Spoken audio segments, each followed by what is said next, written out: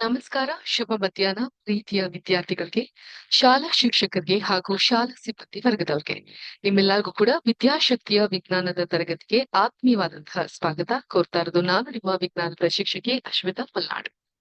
ಪ್ರೀತಿಯ ಮಕ್ಕಳೇ, ಇವತ್ತಿನ ಕ್ಲಾಸ್ನಲ್ಲಿ ವಿದ್ಯುತ್ ಪ್ರವಾಹದ ರಾಸಾಯನಿಕ ಪರಿಣಾಮಗಳು ಈ ಒಂದು ಪಾಠದ ಮುಕ್ತಾಯ ಹಂತದಲ್ಲಿ ನಾವಿದ್ದೀವಿ. ಆದ್ರಿಂದ ಅದರ ನಿಮಿತ್ತ ಈ ಒಂದು ಪಾಠಕ್ಕೆ ಸಂಬಂಧಪಟ್ಟಂತಹ ಒಂದಿಷ್ಟು ಪ್ರಶ್ನೋತ್ತರಗಳನ್ನ ನಿಮ್ಮೊಟ್ಟಿಗೆ ಕೇಳ್ತೀನಿ, ಸಾರಾಂಶವನ್ನ ನೀಡ್ತಾ ಹೋಗ್ತೀನಿ. ಹಾಗೆ ಬಹಳ ಆಸಕ್ತಿದಾಯಕವಾದಂತಹ ಸಿಮ್ಯುಲೇಷನ್ ಒಂದನ್ನ ನಿಮ್ಮೊಟ್ಟಿಗೆ ಡಿಸ್ಕಸ್ ಮಾಡ್ತೀನಿ. ಹಾಗಾದ್ರೆ ತಡ ಮಾಡದೆ ಇವತ್ತಿನ ಕ್ಲಾಸ್ನ ಆರಂಭಿಸೋಣ. ಸರಿ, ಹಾಗಿದ್ರೆ ವಿದ್ಯುತ್ ಪ್ರವಾಹದ ರಾಸಾಯನಿಕ ಪರಿಣಾಮಗಳ ಬಗ್ಗೆ ತಿಳ್ಕೊಳ್ತಾ ಹೋಗೋಣ.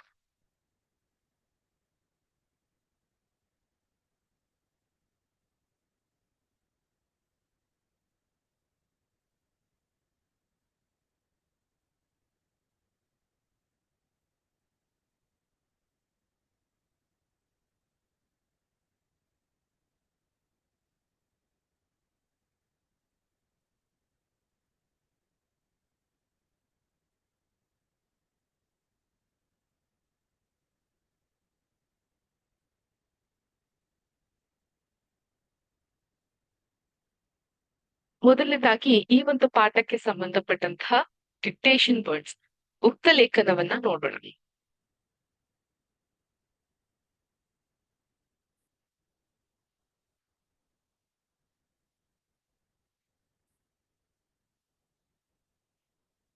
ನಾನು 5 ಪದಗಳನ್ನ ನಿಮ್ಗೆ ನೀಡ್ತೀನಿ. 5 ಪದಗಳನ್ನ ನೀವು ನೋಟ್ ಮಾಡ್ಕೊಳ್ಬೇಕಾಗತ್ತೆ. ಎಷ್ಟು ಪದಗಳು ಕರೆಕ್ಟ್ ಆಗಿದೆ ಅಂತ ಚೆಕ್ ಮಾಡ್ಕೊಂಡ್ಬಿಡ್ತೀವಿ. ಓಕೆ, ಮೊದಲನೇ ಪದ ಡಿಕ್ಟೇಟ್ ಮಾಡ್ಲಾ? Very good. ಸೊ ಮೊದಲನೆಯ ಪದ ವಿದ್ಯುತ್ ವಿಚ್ಛೇದನ. ವಿದ್ಯುತ್ ವಿಚ್ಛೇದನ.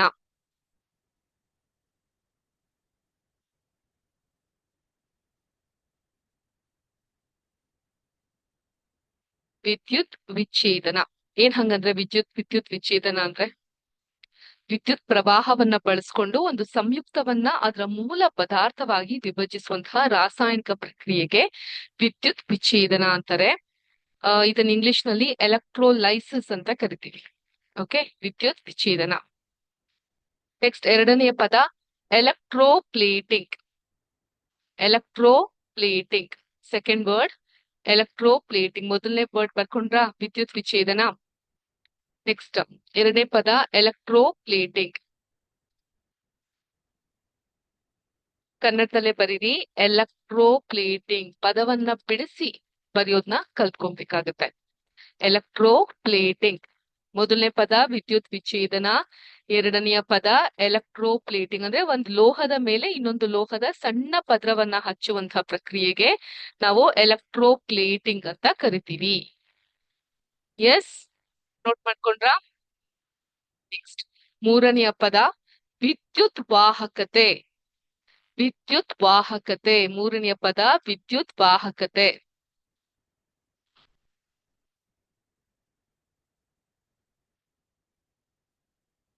ವಿದ್ಯುತ್ ವಾಹಕತೆ.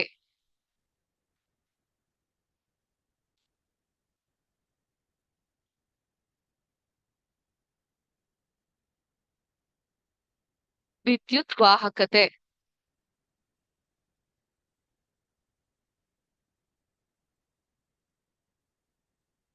ನೋಟ್ ಮಾಡ್ಕೊಂಡ್ರ?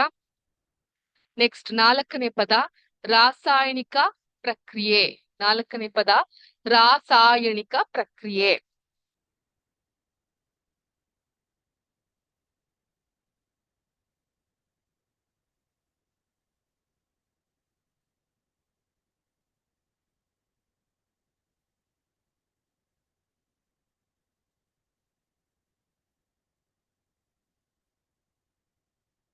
ರಾಸಾಯನಿಕ ಪ್ರಕ್ರಿಯೆ ನೋಟ್ ಮಾಡ್ಕೊಂಡ್ರ?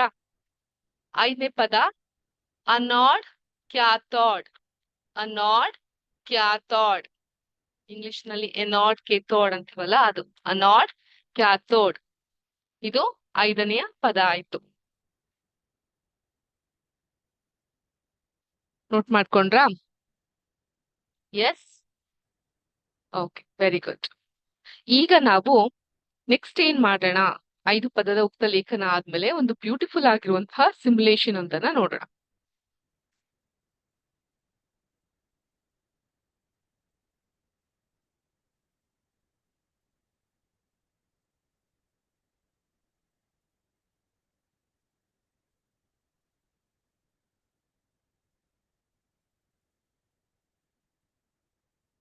ಈ ಒಂದು ಸಿಮ್ಯುಲೇಷನ್ ಶಕ್ತಿಯ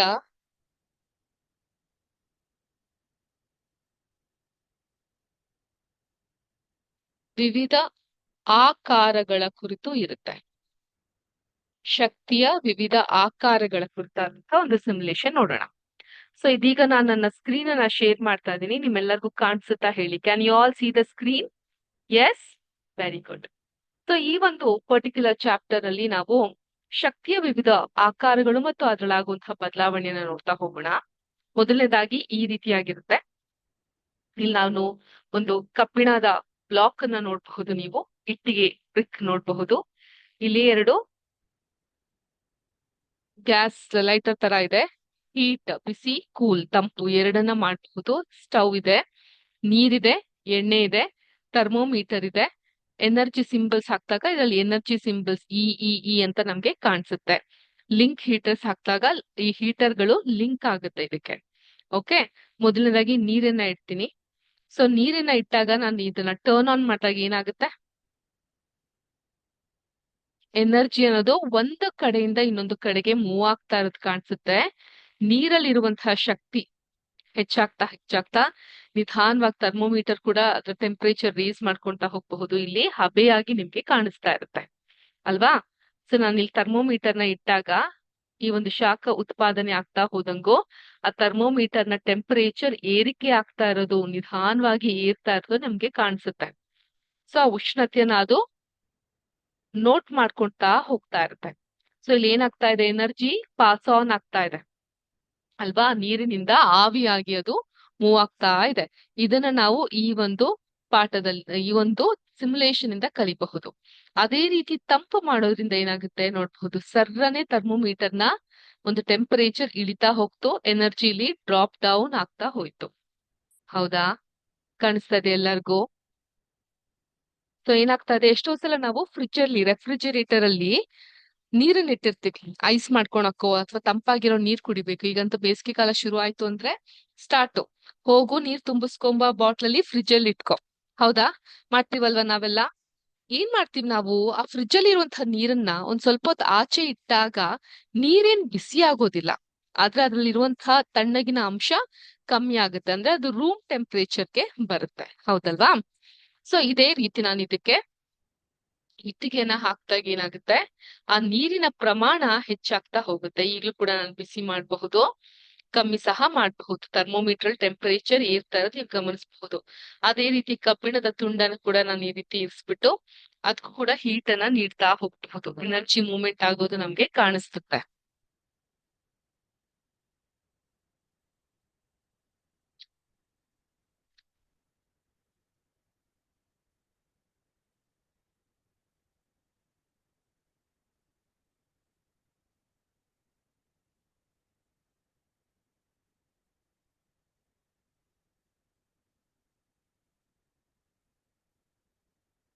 ಅರ್ಥ ಆಯ್ತಾ?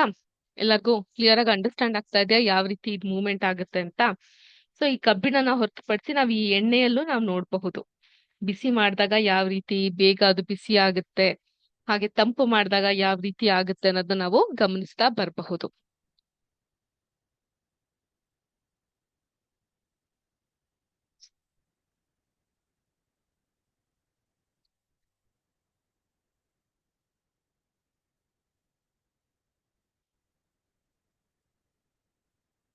ಏನಾಗ್ತಾ ಇದೆ, ಅದ್ರಲ್ಲೂ ಕೂಡ ಹೊಗೆ ಆಡ್ತಾ ಇದೆ ಅಲ್ವಾ?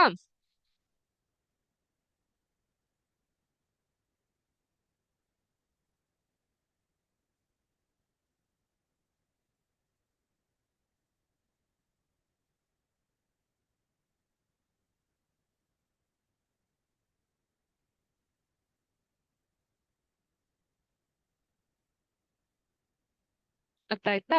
ಈಗ ನಾವು ಹೆಂಗೆ ಈ ಎನರ್ಜಿ ಸಿಂಬಲ್ಸ್ ಗಳ ಮೂಲಕ ಶಾಖ ಉತ್ಪಾದನೆ ಆದಾಗ ಆ ಶಕ್ತಿಯ ಅರಿವಿನಲ್ಲಿ ಆಗುವಂತಹ ಬದಲಾವಣೆಗಳನ್ನ ನೋಡಿದ್ವೋ, ಅದೇ ರೀತಿ ಈ ಶಕ್ತಿ ಒಂದು ಆಕಾರದಿಂದ ಮತ್ತೊಂದು ಆಕಾರಕ್ಕೆ ಬದಲಾವಣೆ ಆಗೋದನ್ನ ಕೂಡ ನಾವು ನೋಡ್ತಾ ಹೋಗ್ಬಹುದು.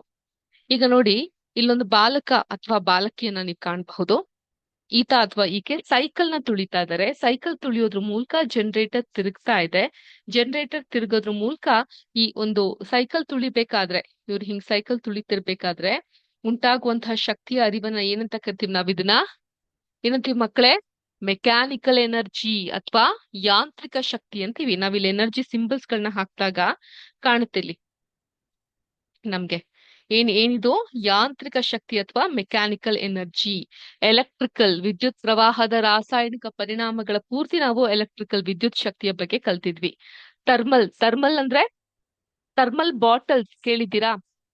ಥರ್ಮಲ್ ವೇವ್ಸ್ ಕೇಳಿದ್ದೀರಾ? ಏನ್ ಥರ್ಮಲ್ ಅಂದ್ರೆ? ಶಾಖ ಉತ್ಪಾದನೆ ಆಗೋದು, ನಮ್ಮನ್ನ ಬೆಚ್ಚಗೆ ಇಡುವಂತಹದ್ದು ಅಲ್ವಾ? ಸೊ ಬಿಸಿಯಾಗಿ ಇಡುವಂತಹದ್ದು ಥರ್ಮಲ್ ಎನರ್ಜಿ. ಲೈಟ್ ಎನರ್ಜಿ ಬೆಳಕಿನ ಶಕ್ತಿ. ಕೆಮಿಕಲ್ ಎನರ್ಜಿ ರಾಸಾಯನಿಕ ಶಕ್ತಿ. ಹೀಗೆ ವಿವಿಧ ಶಕ್ತಿಯ ಆಕಾರಗಳನ್ನ ನಾವು ಕಾಣಬಹುದು. What are the different forms of energy? ಯಾಂತ್ರಿಕ ಮೆಕ್ಯಾನಿಕಲ್ ಎನರ್ಜಿ, ವಿದ್ಯುತ್ ಎಲೆಕ್ಟ್ರಿಕಲ್ ಎನರ್ಜಿ, ಶಾಖ ಥರ್ಮಲ್ ಎನರ್ಜಿ, ಬೆಳಕು ಲೈಟ್ ಎನರ್ಜಿ, ರಾಸಾಯನಿಕ ಮತ್ತು ಕೆಮಿಕಲ್ ಎನರ್ಜಿ. ಇದು ವಿವಿಧ ರೀತಿಯಾದಂತಹ ಎನರ್ಜಿ.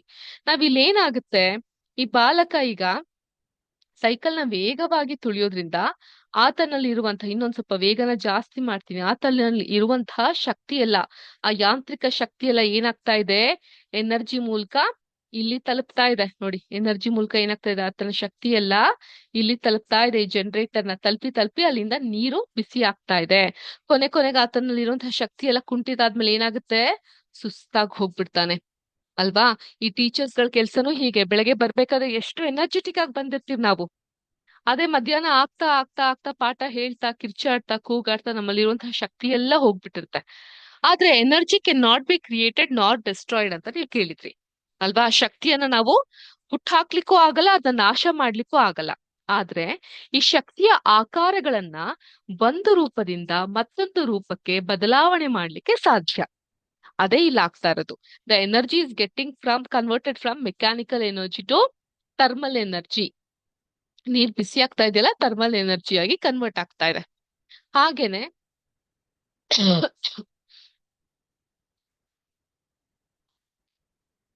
ಇದನ್ನ ಒಂದು ಎಲೆಕ್ಟ್ರಿಕ್ ಎನರ್ಜಿ ಆಗು ಕೂಡ ನಾವು ಕನ್ವರ್ಟ್ ಮಾಡಬಹುದು.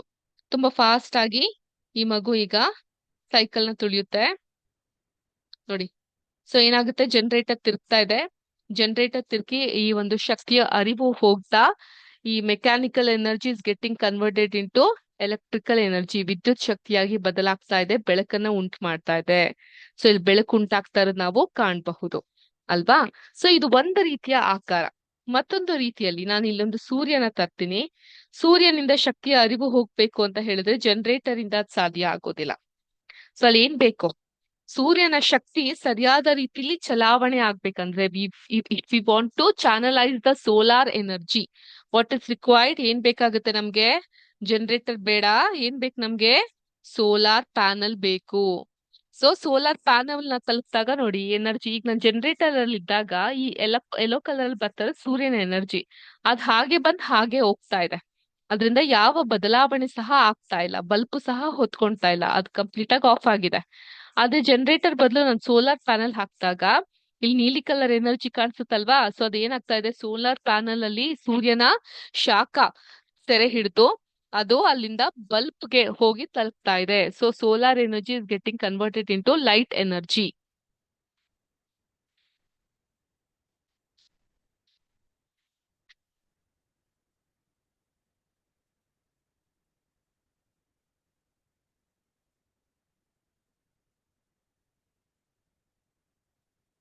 ನೋಡ್ತಾ ಇದ್ದೀರಾ? ಸೊ ಹಾಗೇನೆ ನಾನ್ ನೀರನ್ನ ಸಹ ಈ ಸೋಲಾರ್ ಎನರ್ಜಿನ ಬಳಸ್ಕೊಂಡು ಬಿಸಿ ಮಾಡ್ತಾ ಹೋಗ್ಬಹುದು. ಎನರ್ಜಿಯ ಶಾಖ ತಲುಪ್ತಾ. ಅದಕ್ಕೆ ನೋಡಿ, ಈ ಬೇಸಿಗೆ ಸಮಯದಲ್ಲಿ ಸೋಲಾರ್ ನಲ್ಲಿನ ತಿರುಗಿಸಿದಾಗ ಬಿಸಿ ಬಿಸಿಯಾದಂತಹ ನೀರ್ ಬರುತ್ತೆ. ಹೇಗ್ ಸಾಧ್ಯ? Because of the solar energy ಅಲ್ವಾ? ಅದು ಚಾನಲೈಸ್ ಆಗ್ತಾ ಇದೆ. ಅದೇ ತರ ಈ ಪಾರ್ಕ್ ಗಳಲ್ಲೆಲ್ಲ ರಾತ್ರಿ ದೀಪಗಳನ್ನ ಬೆಳಗ್ತಾರೆ. ಯಾವ ದೀಪ? Street light. ಏನ್ ಮಾಡ್ತಾರೆ ನೀವು ನೋಡ್ಬಹುದು, ಅಲ್ಲಲ್ಲಿ ಸೋಲಾರ್ ಪ್ಯಾನಲ್ಸ್ ಗಳನ್ನ ಕಾಣಬಹುದು. ಈ ರೀತಿಯಾಗಿರುತ್ತೆ. ಸೊ ಬೆಳಗಿನ ಜಾವ ಆ ಸೂರ್ಯನ ಶಾಖವನ್ನೆಲ್ಲ, ಬಿಸಿಲನ್ನೆಲ್ಲ ತಡೆ ಹಿಡಿಯುವಂತಹ ಇದು ರಾತ್ರಿ ಅದನ್ನೇ ವಿದ್ಯುತ್ ಶಕ್ತಿಯಾಗಿ ಪರಿವರ್ತಿಸುತ್ತೆ. Form of energy is getting changed. So ಹಾಗೆ ಫ್ಯಾನ್ಗೂ ಕೂಡ ನಾವ್ ಯೂಸ್ ಮಾಡ್ಕೋಬಹುದು. ನೋಡಿ, ಫ್ಯಾನ್ ನಿಧಾನವಾಗಿ ಟರ್ನ್ ಆಗ್ಲಿಕ್ಕೆ ಶುರುವಾಯ್ತು, ಹೌದಾ?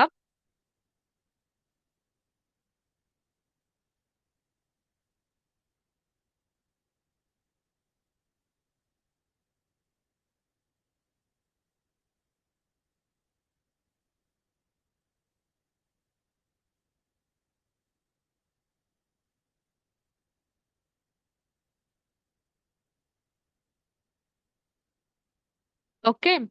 ಸೊ ಇದು ಸೋಲಾರ್ ಎನರ್ಜಿ, ಸೂರ್ಯನ ಶಾಖ ಹೇಗೆ ಉತ್ಪಾದನೆ ಆಗುತ್ತೆ, ಅದರಿಂದ ತನ್ನ ಆಕಾರವನ್ನ ಹೇಗೆ ಬದಲಾಯಿಸ್ಕೊಂತ ಬರುತ್ತೆ ಅಂತ. ಈಗ ಬಲ್ಬ್ ಯಾವ ರೀತಿ ಉರಿಯುತ್ತೆ ನೋಡಬಹುದು. ಮೇಡಮ್, ಯಾವಾಗ್ಲೂ ಕೂಡ 24/7 ಸರ್ವಕಾಲಕ್ಕೂ ನಮ್ಗೆ ಸೂರ್ಯನಿಂದ ಈ ರೀತಿಯಾದಂತಹ ಶಕ್ತಿಯ ಅರಿವು ಉಂಟಾಗುತ್ತಾ?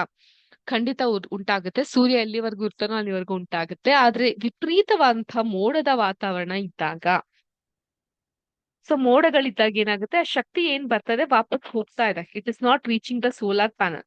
ಹಾಗಾಗಿ ವಿಪರೀತ ಚಳಿಗಾಲ ಅಥವಾ ಮಳೆಗಾಲದಲ್ಲಿ ಮೋಡದ ವಾತಾವರಣದಲ್ಲಿ ನಮ್ಗೆ ಸೋಲಾರ್ ನೀರ್ ಅಷ್ಟಾಗಿ ಸಿಗೋದಿಲ್ಲ. ಸೊ ಯಾವ್ದೇ ರೀತಿಯ ಎನರ್ಜಿಯ ಅರಿವು ಆಗ್ತಾ ಇಲ್ಲ ಅಂತ ಹೇಳಲಿಕ್ಕಾಗಲ್ಲ. ಬಟ್ ಮೋಡಗಳಿದ್ದಾಗ ಮೋಡ ತಡೆ ಹಿಡಿಯುತ್ತೆ. ಸೊ ಹಾಗಾಗಿ ಶಕ್ತಿಯ ಅರಿವಿನಲ್ಲಿ forms of change, energy link ಅದು ಚೇಂಜ್ ಆಗ್ತಾ ಹೋಗುತ್ತೆ. ತಿಳಿತಾ ಮಕ್ಳೇ? ಸೊ ಇದು ಫಾರ್ಮ್ಸ್ ಆಫ್ ಎನರ್ಜಿ, ಶಕ್ತಿಯ ವಿವಿಧ ಆಕಾರಗಳ ಕುರಿತಾದಂತಹ ಒಂದು ಮಾಹಿತಿದಾಯಕವಾದಂತಹ ಸಿಮ್ಯುಲೇಷನ್ ಆಗಿತ್ತು. ನೀವೆಲ್ಲರಿಗೂ ಇಷ್ಟ ಆಗಿದೆ, ಅರ್ಥ ಆಗಿದೆ ಅಂತ ನಾನು ಭಾವಿಸ್ತೀನಿ. Have you all understood this particular simulation? Yes. ಈಗ ವಿದ್ಯುತ್ ಪ್ರವಾಹದ ರಾಸಾಯನಿಕ ಪರಿಣಾಮಗಳು, ಈ ಒಂದು ಪಾಠಕ್ಕೆ ಸಂಬಂಧಪಟ್ಟಂತಹ ಮಲ್ಟಿಪಲ್ ಟೆಸ್ಟ್ ಕ್ವಶನ್ಸ್ ಗಳನ್ನ ನೋಡೋಣ.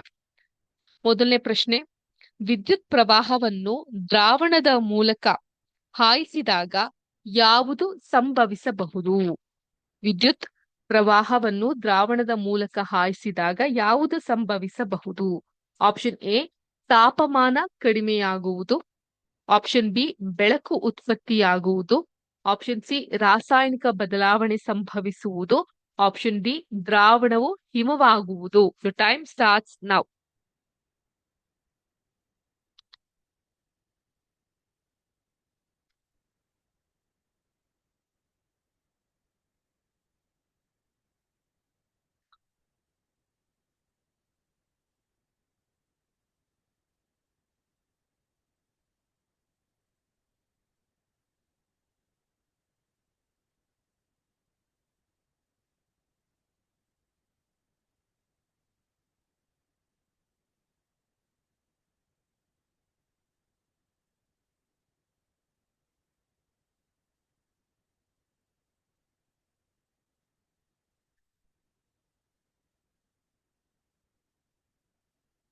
ನೋಟ್ ಮಾಡ್ಕೊಂಡ್ರಾ? ಏನಿರಬಹುದು ಉತ್ತರ?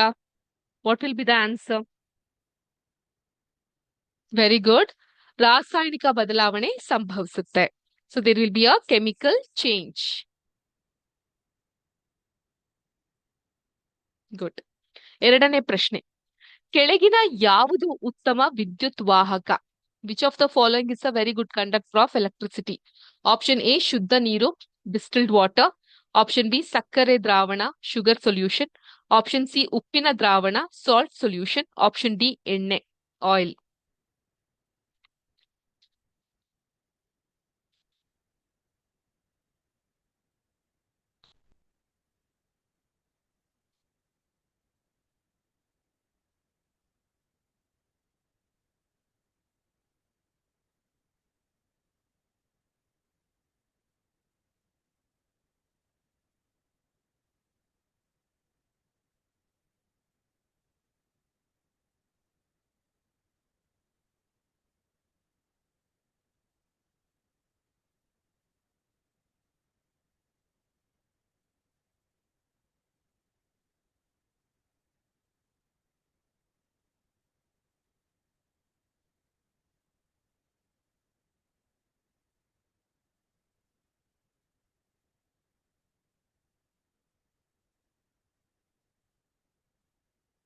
ಸೊ ಏನಿರ್ಬೋದು ಉತ್ತರ? ವೆರಿ ಗುಡ್, ಸಾಲ್ಟ್ ಸೊಲ್ಯೂಷನ್ ಅಥವಾ ಉಪ್ಪಿನ ದ್ರಾವಣ.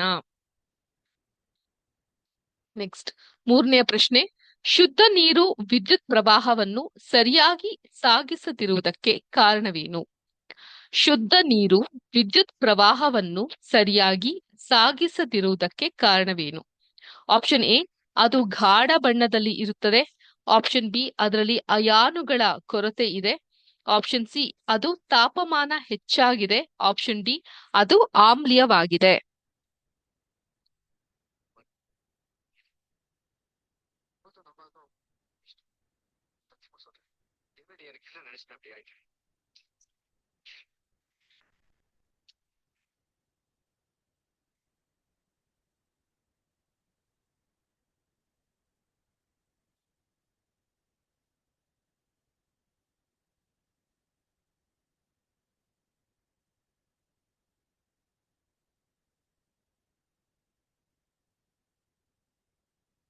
ಅರ್ಥ ಆಯ್ತಾ?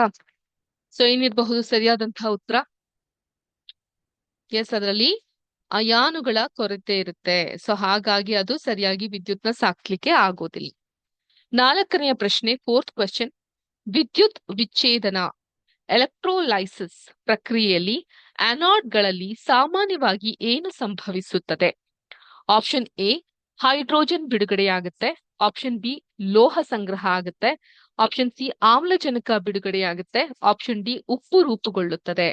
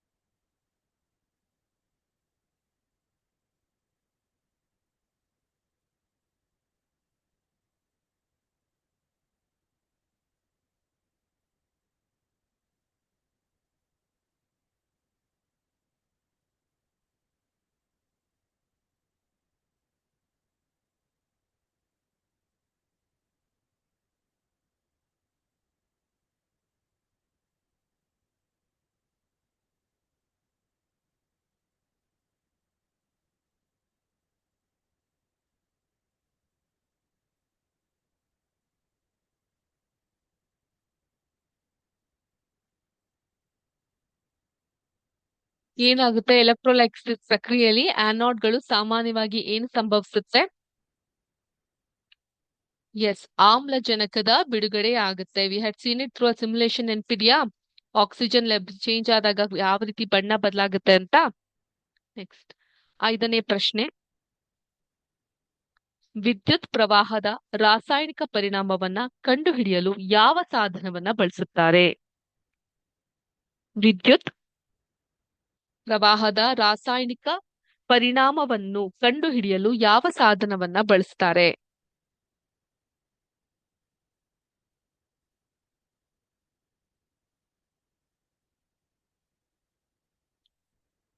Option A, galvanometer. Option B, ವಿದ್ಯುತ್ ಪರೀಕ್ಷಕ, ಟೆಸ್ಟರ್ ಅಂತೀವಿ. ಆಪ್ಷನ್ ಸಿ, ತಾಪಮಾನ ಮಾಪಕ. Option D, lens.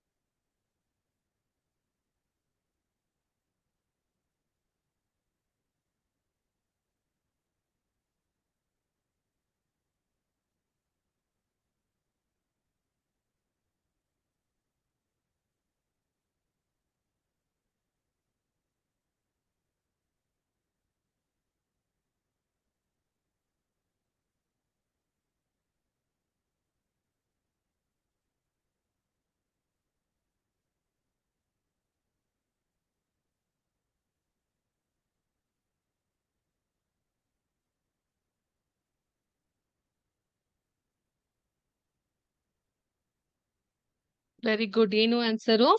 ವಿದ್ಯುತ್ ಪರೀಕ್ಷಕ. ಹೆಸರೇ ಇದೆ ಅಲ್ವಾ? ವಿದ್ಯುತ್ ಪ್ರವಾಹದ ಟೆಸ್ಟರ್ ನ ಯೂಸ್ ಮಾಡ್ತೀವಿ. ಯಾವಾಗ್ಲಾದ್ರೂ ವಿದ್ಯುತ್ ವ್ಯತ್ಯಯ ಆಗ್ತಾ ಇದೆ ಅಂದ್ರೆ ಏನನ್ನ ಯೂಸ್ ಮಾಡ್ತೀವಿ ನಾವು? ಟೆಸ್ಟರ್ ನ ಯೂಸ್ ಮಾಡ್ತೀವಿ. ನೆಕ್ಸ್ಟ್, 6ನೇ ಪ್ರಶ್ನೆ, 6th ಕ್ವೆಶ್ಚನ್.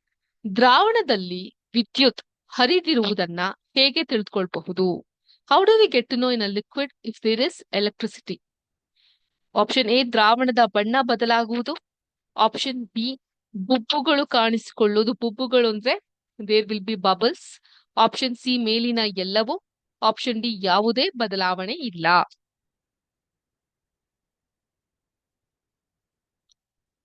ಮೇಲಿನ ಎಲ್ಲವೂ ಅಂದ್ರೆ ದ್ರಾವಣದ ಬಣ್ಣದ ಬದಲಾಗುತ್ತೆ, ಬುಬ್ಬುಗಳು ಕಾಣಿಸ್ಕೊಳ್ಳುತ್ತೆ ಅಂತ. So what will be the right answer?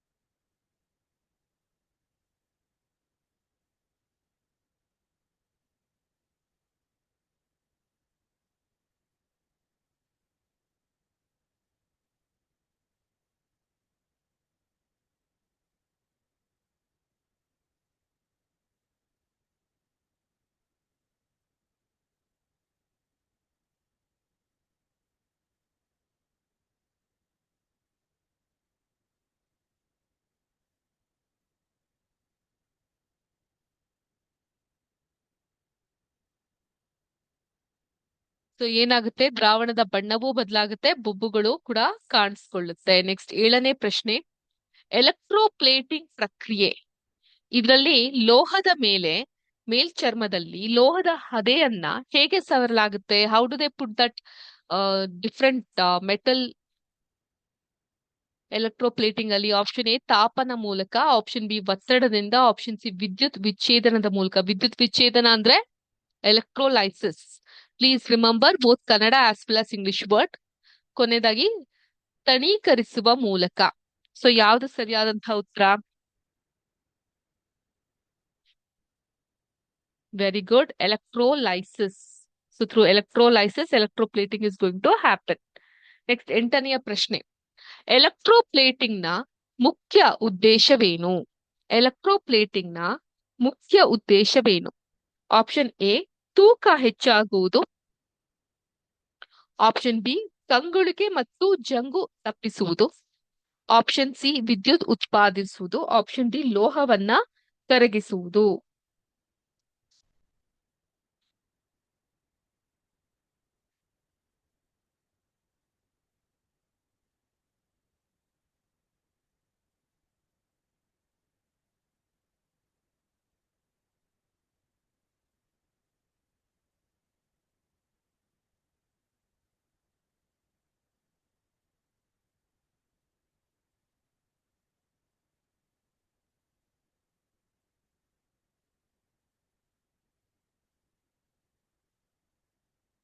ಏನು ಉತ್ತರ? ವೆರಿ ಗುಡ್, ವಿದ್ಯುತ್ ಉತ್ಪಾದಿಸುವುದು. ನೆಕ್ಸ್ಟ್ 9ನೇ ಪ್ರಶ್ನೆ, ಕೆಳಗಿನ ಯಾವುದು ವಿದ್ಯುತ್ ವಿಚ್ಛೇದನದಲ್ಲಿ ವಿದ್ಯುತ್ ವಾಹಕವಾಗಿರುತ್ತೆ? ಆಪ್ಷನ್ ಎ ಗಾಳಿ, ಆಪ್ಷನ್ ಬಿ ಕಬ್ಬಿಣದ ಕಡ್ಡಿ, ಆಪ್ಷನ್ ಸಿ ಆಮ್ಲೀಯ ದ್ರಾವಣ, ಆಪ್ಷನ್ ಡಿ ಪ್ಲಾಸ್ಟಿಕ್. ಎಸ್, ಆಮ್ಲೀಯ ದ್ರಾವಣ. ನೆಕ್ಸ್ಟ್ 10ನೇ ಪ್ರಶ್ನೆ, ವಿದ್ಯುತ್ ಪ್ರವಾಹದ ರಾಸಾಯನಿಕ ಪರಿಣಾಮಗಳು ಯಾವ ಕ್ಷೇತ್ರದಲ್ಲಿ ಪ್ರಮುಖವಾಗಿ ಉಪಯೋಗಕ್ಕೆ ಬರುತ್ತದೆ?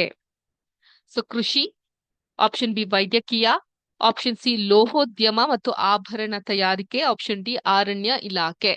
So time and again I told, electrolysis ನ ನಾವು ಈ ಇಮಿಟೇಷನ್ ಜ್ಯುವೆಲರಿಗಳಲ್ಲಿ ಕಾಣ್ತೀವಿ ಅಂತ. ಸೊ ಆದ್ರಿಂದ ಲೋಹದ ಉದ್ಯಮ ಮತ್ತು ಆಭರಣದ ತಯಾರಿಕೆ, ಇಲ್ಲಿ ನಾವು ಹೆಚ್ಚಾಗಿ ಇದನ್ನ ಕಾಣ್ತಾ ಹೋಗ್ತೀವಿ. ಸೊ ಇದು ಈ ಪಾಠಕ್ಕೆ ಸಂಬಂಧಪಟ್ಟಂತಹ ಪ್ರಶ್ನಾವಳಿಗಳಾಗಿತ್ತು. ನಿಮ್ಮೆಲ್ಲರಿಗೂ ಇದು ಅರ್ಥ ಆಗಿದೆ, ಇಷ್ಟ ಆಗಿದೆ ಅಂತ ಭಾವಿಸ್ತಾ ಮತ್ತೆ ಭೇಟಿ ಆಗೋಣ. ಅಲ್ಲಿವರೆಗೂ ಶುಭ ದಿನ. ಜೈ ಹಿಂದ್, ಜೈ ಕರ್ನಾಟಕ ಮಾತೆ, ಜೈ ವಿದ್ಯಾಶಕ್ತಿ. ನಮಸ್ಕಾರ.